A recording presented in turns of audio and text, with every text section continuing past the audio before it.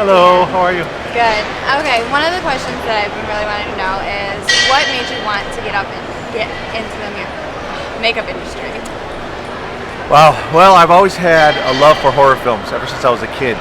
And I'm an inner city Detroit guy, and there used to be a drive-in at 8 Mile called the Bel Air Drive-In, and I used to go there with my dad and watch all these old Italian splatter films and stuff, and they never freaked me out. I never got scared. I always just wondered, how do they do that? How do they make these crazy monsters, you know?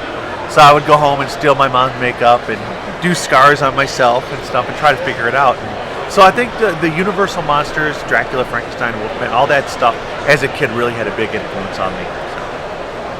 And when you first started doing makeup, what was the first movie you've ever worked on, or like the first indie film, or? Wow, it's a long time ago.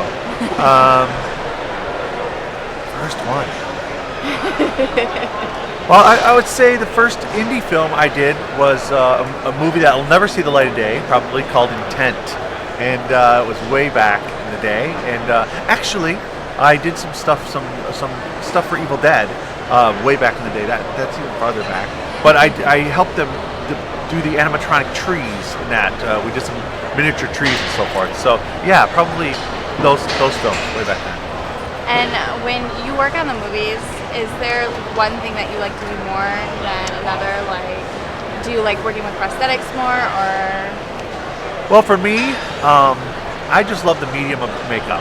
Yeah. Whether I'm doing bridal, whether I'm doing a zombie, whether I'm doing prosthetic design, I love it all. I'm a big fan of character makeups. I love doing stuff where I can actually take someone like Hobbit, where I took a guy, made him into a dwarf. We actually made a character out of him, not just the blood and gut stuff. Yeah. When I can convince somebody that a makeup looks real and they don't know he's wearing makeup or something, that's when I know I've done my job really well, and that's the most satisfaction for me. But makeup in general, whether just the medium itself, I'm happy doing. So you were on Face Off season 6, and I know that you applied for season 2 to start with, and then you got into season 6. What was that experience like? The experience was wonderful. You're right, I did apply for it. You did your homework. I applied for season 2. Unfortunately, I didn't make that season. So instead of resting on my laurels, I just went back to work and kept working and reapplied. And after a long process of interviews and so forth, I made the show. The show was wonderful. The people on the show were great. The cast is great. We still keep in touch today. Rashad won this thing, and rightfully so. Great fabricator. I came up short, a little bit short, and that's okay. I learned a lot from that experience, and I just carry on. Yeah, I really liked the work that you did do with the dragon, because I did see that episode, and I really did like it. Damn kimono. I know, it was. I think you would have made it farther if they weren't so upset about that kimono. Well, it's so funny, and a lot of people don't see the scope of that show, and basically you get your wardrobe about 2 hours before they judge you. So at that point, what they give you is what you get. Yeah. And I actually wanted, for the record, I wanted one of those big kimonos, the real big geisha kimonos with the big, bows in the back. That's what I wanted. They gave me like a bathrobe. And it was like, I had to go with it. There was nothing else I had to, and I wanted to show off the chest piece. I did a lot of work. Do I think I should have been eliminated in that episode? Absolutely not. But it is what it is, and I learned from the experience, and just carry on. Yeah, I know a lot of people were upset with you leaving early in the game. It was so funny because I had people online all over the world. I had Oscar-winning makeup artists calling me, telling me, "You got screwed," It's all good. It's all good. It was fun. Like I said, it was. I always wanted to do it. I can write it on my bucket list that I was on a reality show, so it's all good. So being with working on the movies and indie movies, and then you also do the bridal and print. Now, the experience from doing kind of like the everyday application for a wedding to working on a movie, how different is that scope? Oh, it's night and day. I mean, weddings are pretty cookie cutter. You can sit down with the bride and you can figure out the look that they want. You can do a test makeup, and you basically have everything under control. Movies, if I'm doing a blood gag or if I'm doing something where something can go wrong, you have to think on your feet. A lot of times, especially indie films, you don't get the budget nor the time to do it how it properly should be done. So I'm always trying to, I'm always behind the eight ball on an indie film, trying to get this stuff done. But it's night and day. So who do you think? This has always been one of the things I've always thought. Who do you think is a bigger drama queen? One of the people from the set of a movie or a bride? Oh wow! That's always what I wanted For to all know. the brides out there that I've done, I'm sorry, but the brides. The brides, definitely the brides. The brides win that Yes, category. and rightfully so. It's their day. They spend a lot of money on wanting to look a certain way, and God bless them. Now, for someone who's wanting to get into this industry, what is a piece of advice that you would give them that they should hold dear to them and take all the way? The biggest piece of advice I tell this to any up-and-coming person that wants to work in this industry is be humble. And what I mean by humble is humility is teachability. Don't look at it as a sign of weakness. Always understand that you can learn. I learn from this industry every day. I learn from people that are just leaving makeup school, and I learn from people older than me, and they're still in the industry. And always practice your craft.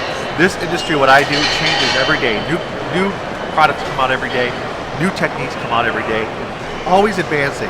So always work. I sculpt every single day. I try to do that purposely, just so that my thought is, if I'm not sculpting, someone else is, and they're going to get that job. And so I'm always trying to keep up on that stuff. So always work, keep working. And also, another thing is, don't do it for the money. Never do it for the money. If your skill set is where it needs to be, and you do the job correctly, the money will come, I promise. But if you do it for the money and you're not ready, you won't get asked back. So just the way it is. It's a very cutthroat industry. Yeah. And what have you found has been most rewarding being in the industry that you are in as a makeup artist? I think the most rewarding thing is I have kids, and I have an 11-year-old daughter and an 18-year-old son. And when I can take them to a show and my name's on the credits, or they turn around and they say how proud they are of me, and that does it for me, And I'm very, very fortunate to be able to work in this industry in Michigan, and still pay my mortgage, still do the things that I have to do to sustain, a viable business, So yeah, I think the kids, my wife and the kids, just be proud of what I do, Do you have any upcoming movies or any events that are going on that you're going to be working on that we should be looking out for? Well, I do. Unfortunately, I can't really talk too much about them. All I can say is the one I'm working on is a big one in Michigan. Let's just leave it at that. But yeah, a lot of big stuff coming up. A lot of big stuff. That's exciting. Yeah. Well, I'm excited to see your work when it comes out. I'm excited to see it too. Hopefully, it comes out good. But like I said, I don't leave no stone unturned. I will do the $500,000 indie film, and then I'll do the next big film that comes from Michigan. So, you'll find me on a small set, you'll find me on a big one. It's all what I do. It's for the passion. Absolutely, it's all about the passion. All right. Good. All right. So. Well, it's nice meeting you. It was nice, and thank you for taking the time to talk with me. No worries, it's been anytime. a real pleasure. And you got my business card? Shoot me an email. I will. Shoot me an email, and we'll keep in touch online. Look me up on Facebook. Can I give my website out to people?